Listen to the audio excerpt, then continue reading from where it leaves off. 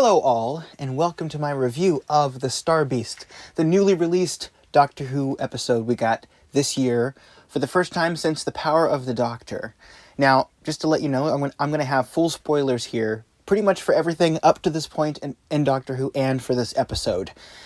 And I also wanted to let you know that, just like a lot of you, I've been eagerly anticipating this episode for a long time. We had The Power of the Doctor released last year, 2022, and now in this episode, we've got The Star Beast. And at the end of last episode, we had that surprise regeneration into David Tennant. And so, believe me when I say, I have been waiting for this episode for a long time. I've been keeping up with all the Doctor Who marketing, all the Doctor Who press releases. I've watched pretty much all that stuff. I've been so excited, jumping up and down basically, waiting for this episode.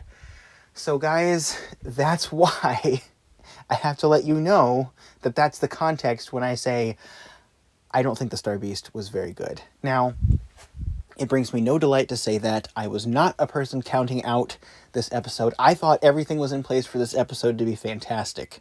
Granted, this is only the first episode of 3 specials, and then also not counting the Christmas special we're going to get this year as well. But, look, I had this experience when I watched it. You have all probably had this experience where you think something's going to be good, you don't want to admit that it's not good, and you almost have to lie to yourself after it's over, because it's just like everything was right. What happened? You know, anytime you've been expecting one thing and something else happened, you have to regroup almost and say, how did this happen? You know, wait, what happened, right? Well, you know, I could say, what? You know, that's something else I could say. So, guys, look, I'm going to start with the positives here, and then I'm going to talk about what I think went wrong, and potentially how it went wrong, but I don't know. It's weird. Like, I was watching it with someone else, and I said, it was alright, and it's true, it was alright, but I think considering where we were with Doctor Who, what happened at the end of the Chibnall era, and I have to be honest here, I don't want to step on toes here, but we have to be honest about the Timeless Children, and what that meant for the Who fandom, especially the classic Who fandom, and what this episode needed to be. It wasn't an episode that could be just sub-mediocre. This needed to be great, and that's not really Russell T Davis's fault, but they have been branding this, even from putting the regeneration sound in the Doctor Who promotional material, sort of implying that the show's revamping, that we're taking a step forward, we're moving on, we're making the show good again. I know that's not something that Russell T would ever say, but that's what the marketing's been saying, and just to have this episode be the way it was disappointing. Okay, so I'm going to start with the positives here, because I want to be fair. What was positive about this episode? Catherine Tate, first and foremost. Catherine Tate did a fantastic job acting in this episode. You can tell her performance that she put in, the actual lines she was reading, that she did that really well. David Tennant did his performance very well too. It looks really good. The camera work, I like it. It's not quite as good as the Whittaker era, I don't think, as far as the camera work. Something that I didn't think I would say, but I definitely like the camera work. And it looks like it was expensive. A lot of the monsters and stuff, they look like they were expensive to make, expensive to render in the computer, and some of the music I thought was well done enough. That's pretty much the positives. What are the negatives? This episode was weird. Not weird in the good Doctor Who way, where it's like, oh, this is so weird and wacky, and I can hardly keep up with it, and it's amazing. It's not really that kind of weird, or even the kind of weird where it throws you for a loop and you don't know what to think of it. It's weird as in it's awkward. I mentioned Catherine Tate's performance and David Tennant's performance. There were definitely moments in this episode where I saw the good script bleeding through, and I thought, oh my gosh, this could have been a really good episode, or at least a good episode, if the direction would have been better. I think the direction is what really hurt this episode. Because it's like, if you've watched filmmaking behind the scenes, or even seen something where they were going to cut something together one way and then they decided to cut it together another way, good actors basically are necessary to make a good movie with truly strong character development and stuff. Sometimes you can have a good script and have the actors kind of read through it not very passionately and kind of edit around some suboptimal acting. You can tell the acting in this is good, but the direction, I think, is so important. The direction, not only in terms of what the director is telling the actors to do, and they're putting a lot of trust in those directors, but also the way you cut something together, the way you structure things. Because when I watched the trailers for this, and this is the first little thing, I noticed that the audio was really odd. That the audio sounded strange, the way they cut it together. And I think that I was under the assumption that once they put the episode together, that the audio issues would be worked out, because sometimes you see the behind the scenes audio and it's not great because they haven't put it through and all the mixing and everything and all the, all the EQ balancing and all the effects and everything. The audio just wasn't very good. Like it very much felt like they were recording something off of a stage and they were just kind of mixing it. But I mean, a lot of people probably didn't notice that, but it adds to the awkward feeling. Also, awkward is the pacing of the cutting, like the pacing of the scene, the pacing of the editing. It's like the camera lingers on characters when it shouldn't. I feel like there are times where the camera should cut away. There should be a camera angle change or something. And the music too. I mentioned the music was good enough, but this is Murray Gold we're talking about. This is a guy who knows how to score Doctor Who. I mean, if you look at Murray Gold during the Capaldi era, the Capaldi era, which I don't think he gets enough credit for that era, but the Capaldi era music was just on point. It was so good. The timing, the way it worked with the cinematography, the music was just stellar during the Capaldi era. And it started to get really good during the Smith era. I mean, it's really been good all along, but I think that's where they really hit their stride in the Capaldi era with how that was, cut together. And this, it just seemed like there were times where the music should have swelled and it didn't. There were times where the music should have ducked a little so you could hear the actors better. It just seemed like it was off. And it's weird because I think maybe the directing is okay. Maybe it's just the editing. Maybe it's the people who are doing the technical things, cutting things together. Maybe it's the technical producers who have a problem in this. I don't know what it is, but it just feels off. It just feels awkward. And it's fine that it's different. I don't mind different. It's really weird that I'm comparing this to the Whittaker era, because the Whittaker era I thought was pretty mediocre in some places, unfortunately. Nothing against Jodie or the producers, it just didn't really come together all that well. So, but looking back at the Whittaker era, and this is this is exactly what we said was going to happen, right? People are going to wait a little while and they're going to say, well, Whittaker, that was the last time when Doctor Who was really good, right? Because every era people say it's not good, and then they say, oh, back then it was good. So maybe I'll say that going forward. But looking at the Whittaker era with the music, it was a lot different. It was very ambient. It didn't have the bombast that the Murray Gold music had, but it at least gelled a lot better with the dialogue and with the scene and with the cinematography. So that's weird, right? It's just, I've seen Tales of the TARDIS. I've seen clips of that being posted on YouTube and stuff. And it just seems to me like that, I assume that because it was an extra special, because it was kind of supplemental content, that the way that was edited together would not be the way that the 60th was edited. But this looks like basically the way they edited together the sound and everything for Tales of the TARDIS, which I thought looked kind of unprofessional. That's kind of the way the 60th is looking. Weirdly. I just didn't expect that. Okay, so there's the technical things. Then we have the story things, which is, I don't even know how to separate these things, because the technical things, I think, are what's causing the problem. Because as I said, the directing is so important. It can take a script that's not very good and make it seem really great sometimes, or it can take a script that's really great, and if the directing isn't there, it's not going to come together, right? A good script isn't enough. You need to have people who know how to put it together. So those moments where Donna Noble is remembering things. You said, you were beaten by the Dr. Donna. That should have been a very triumphant moment. But it's just kind of David Tennant being filmed from the side saying it. And there's no big musical swell.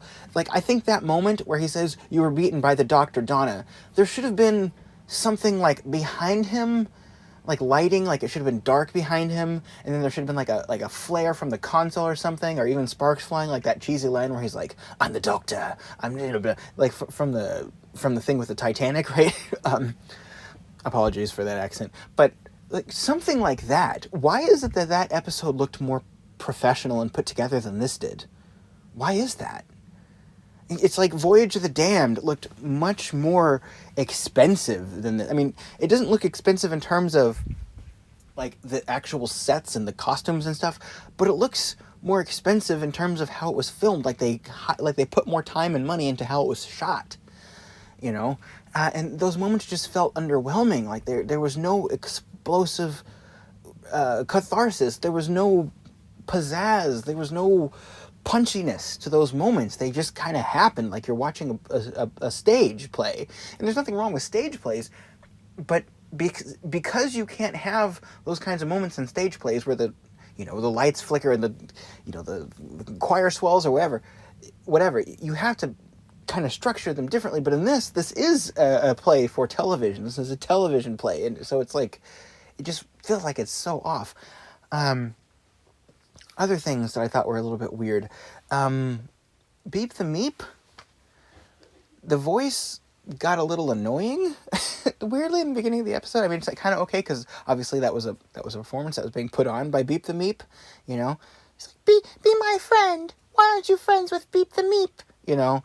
And then it's just like, die, doctor! With like those big weird teeth, you know, at the end of those big eyes. Like, goofy stuff like that is the kind of stuff I like in Doctor Who, but it feels like it's just off. You know, it's kind of like when you watch the beginning of a TV show, like when you're watching season 1 of something.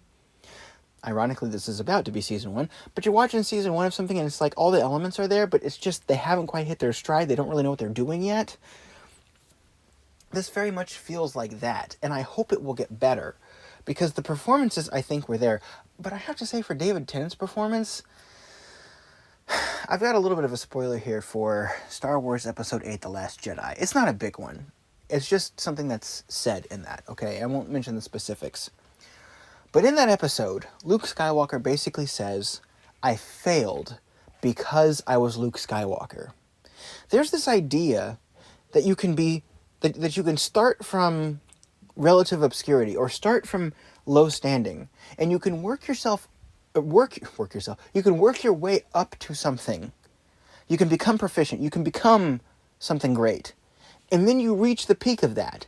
And then you get to the point where it starts to get to you. And I'm not saying anyone's full of themselves. This is just human nature. You get to a point where you get that notoriety. And you basically feel like you can't fail. And I feel like in this episode, David Tennant was underwhelming because he's David Tennant. Not because David Tennant is not a good actor. David Tennant's a good actor. But he was fighting an uphill battle to fill the shoes of Christopher Eccleston, and he had to make himself great. We go into this with him already being great. We go into this basically with David Tennant having a finished story. And it's like, where do you go from there? He's just kind of hemming it up a lot of times. And it's like, it doesn't really feel earned when he's saying these lines like, allons-y.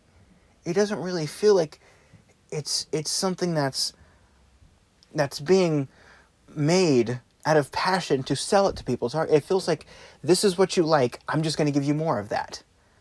And I have to admit something here. There are people like Vera Wild from Council of Geeks who are afraid of this, who are afraid of people coming back and doing the same thing over and over again, or doing the same thing over again, rather, not over and over, but doing the same thing over and not trying to keep it new. And I was a person who was skeptical of that at the time, because what I basically thought in response was, this is a reset to Doctor Who. We're just trying to give you more of what you like. That way we can bring the fans back and give them something new. That was my line. But I did not think that, like, they might not actually be able to deliver that. The safe bet ended up being an unsafe bet because they weren't able to deliver the same quality they had before, you know? And I don't think that it's just hindsight, necessarily. Because I watched Doctor Who as an adult. I really like Christopher Eccleston. I wasn't a huge David Tennant fan when he started, and I watched his run I didn't have time to build that up, you know? I really always liked David Tennant. I didn't like him in the beginning when he first started, because nobody does when they switch doctors, right? The exception to that for me is Peter Capaldi. I liked him pretty much right from the beginning, but that's a rarity, right? It doesn't feel like I'm just judging this because I'm looking at it through nostalgia goggles and this isn't the same. It feels different. It feels weird. It feels off, and it doesn't feel like this is Doctor Who with a lot more budget behind it. And it's strange because Disney Plus getting involved is what a lot of people were afraid of, right? They were afraid of Disney Plus getting involved, and the line of response was, no, this is not, Disney having creative control. This is Disney just basically providing the funding and the distribution. But Doctor Who with that Disney Plus logo on it, it seems to kind of have a lot of the same issues that a lot of the other things that went to Disney have. I don't know what's happening there. Maybe there's something strange happening at Disney where, I don't know, something about the corporate nature of it just kind of makes things kind of paint by the numbers. I don't know. Okay, some other things that I thought were not great in this episode. The TARDIS is kind of boring. Like, what's up with that? What's up with this TARDIS just being like, it looks kind of like a stairwell. Like, it looks kind of like a stairwell with a lot of lights. It looks like something you would build on not very much money. It looks kind of, I can tell what they're doing. I can tell they're trying to make it sort of reminiscent of the Fifth Doctor's era, where it was all very white and kind of clinical in his TARDIS. But even then, it had some personality because it had that console, it had those spheres on the walls, and it had some like pillars, and there was some weird stuff going on with like anti-gravity in there, and it's like, I watched the Peter Davison era, by the way. Like, I didn't watch all of it, but I think I watched all of season 19 and all of season 20 and some of season 21. Like, with the Third Doctor era, I watched all 5 seasons of the Third Doctor era. It's my favorite Doctor's era. Or it's my favorite classic Doctor's era, I should say. But, I watched a lot of the Fifth Doctor era. That TARDIS had a lot of personality. Now, granted, this is only one episode, right? And you can't cram a bunch of that in there. But there's no, there wasn't, a wow effect. Like, even people who don't like Matt Smith's first TARDIS, and I'm not a huge fan of Matt Smith's first TARDIS. I think it's kind of cluttered and chaotic and a little bit of an eyesore. Sorry, guys, who developed that.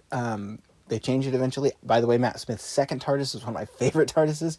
But even that, there was a certain uniqueness to it. It was very weird. It was very, awe-inspiring in the way they revealed it. He's going around typing on the typewriter and, going around and, you see all the different veins and stuff in the staircase running, and it's like a weird angle. This is just it looks like something from an airport, It's like we can change the color of the lights, and that just kind of looked like a filter. It didn't even look like they were even trying that hard on that part.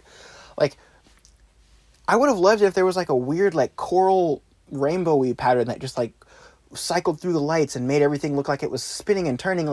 That would have been a little, it still would have been a little cheesy, but it would have been something interesting. It just feels like the show is trying hard not to do anything, it's simultaneously really weird and also seeming like it's not trying to be weird in a way that's gonna, give you something that's thematically satisfying, And then, of course, we can get into the lions in here in this episode that got into the territory that I was afraid the Whittaker era was going to get into, which is all the stuff about, women do it better. It's that's not progressive. I'm sorry. Look, I'm not going to jump on the anti-woke bandwagon because I think a lot of the stuff with the anti-woke people, I do not agree with those kinds of mindsets, okay? I don't think that there's this massive conspiracy to make things more leftist and just to make it, and there's, the whole go woke, go broke thing. I just don't believe in that because I think, you can make something, and TJ Kirk had a video about this too, right? The Amazing Atheist. He had a video about how you can make something that's very leftist and have it do well if it makes sense in that plot, right? So I'm not just out to get this, right? I believe in representation. I believe in positive messages about people who are disabled and people who are LGBT. I believe in all that stuff. But I think there is a wrong way to do it, and I think this is an example of the wrong way to do it. Because to go out there and just insult men by saying a female doctor would have gotten this. As if a female doctor can't be just as intelligent or unintelligent as a male doctor can be? How can you have a narrative that on the one hand says it's okay to be whatever you are and whatever gender expression you have, and then also turn around and say things like, man, you don't understand this because you're a man? I thought the era with the female doctor was going to have a bunch of lines like that, and mostly it didn't.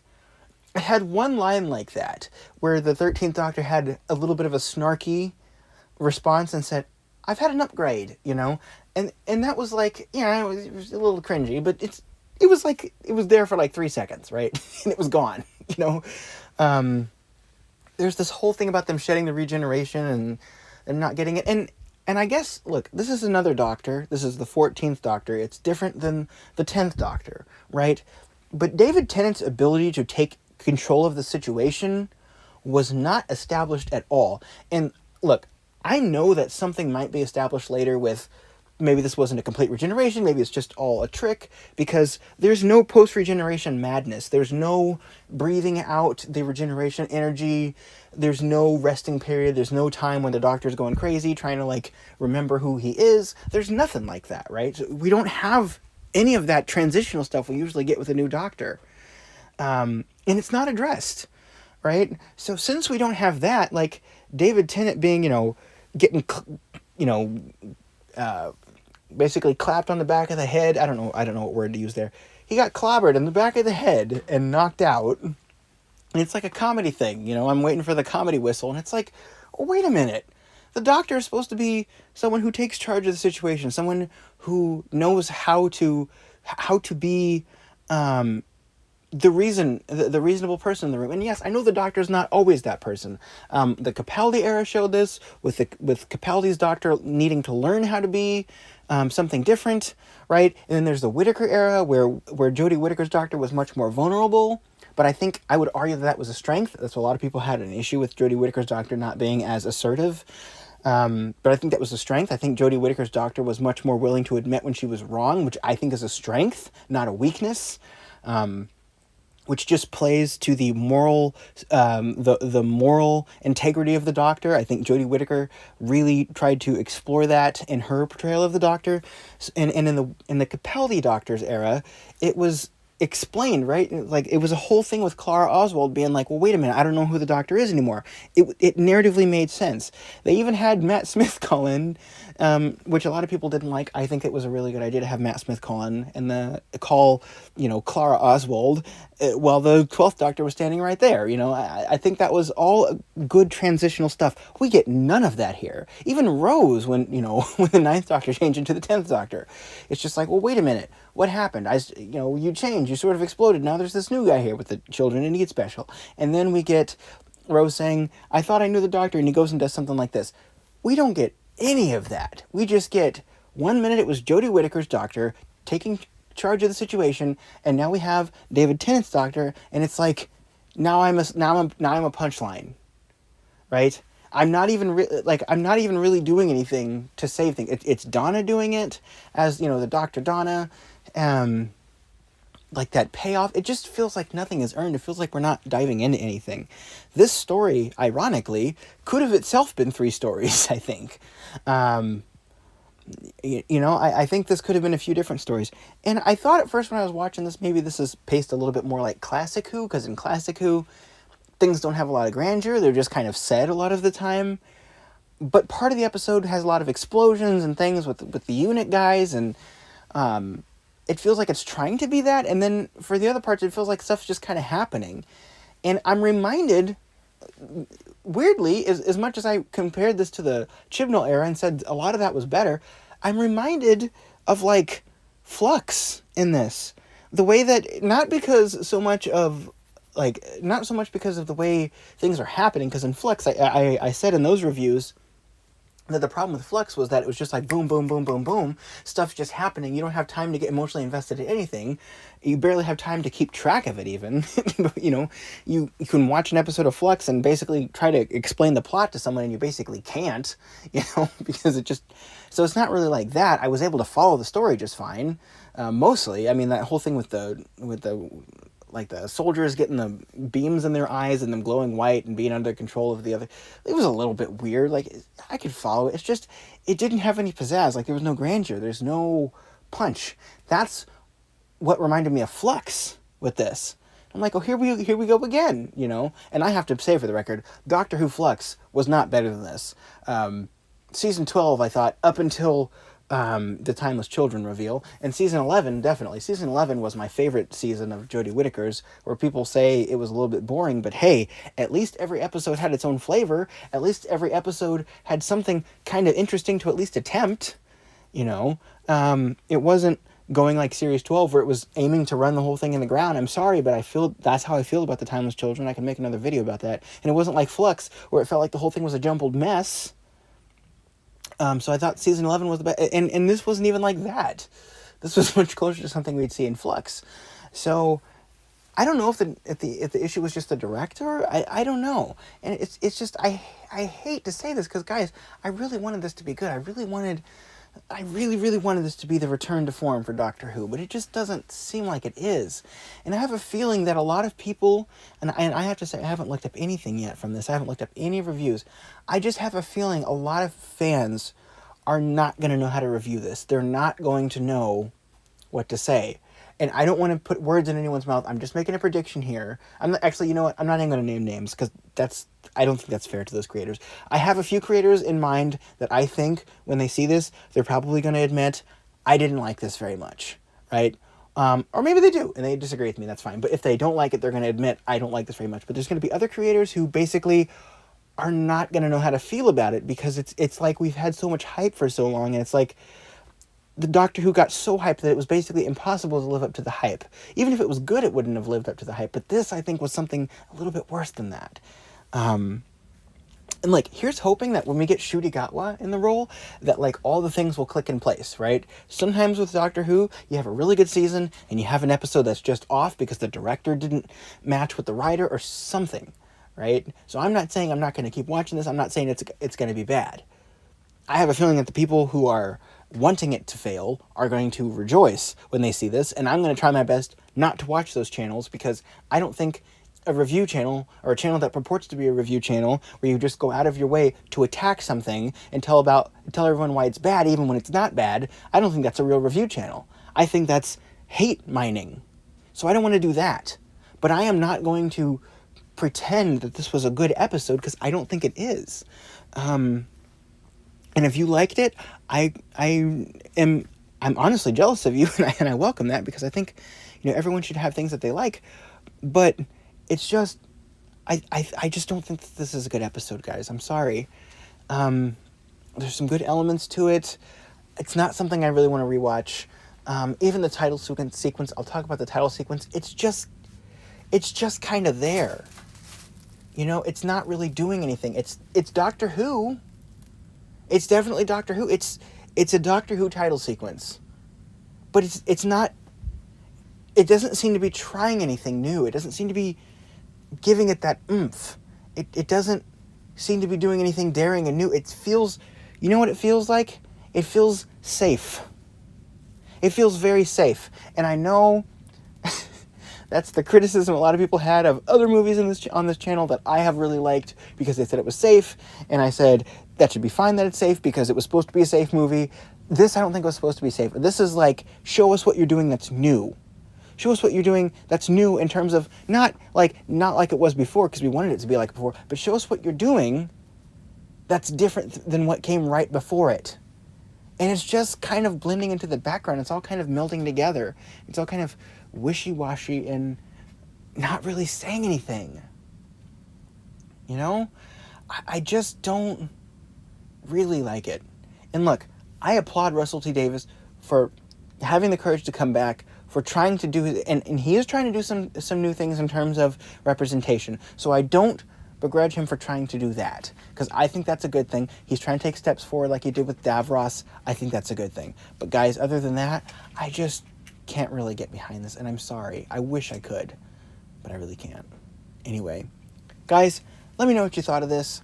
I'm really curious to hear what everyone had to say. Until next time, I'll talk to you guys next time. And here's hoping the next episode of Doctor Who will be great. I'm definitely going to watch it. I look forward to the Wild Blue Yonder episode because I know they're going to be doing some stuff with it that's been hidden, sort of. They've tried to keep some of it down on the DL so that people don't know a lot about it. So I'm hoping that's all good signs there, guys. Until next time, I will see you guys next time.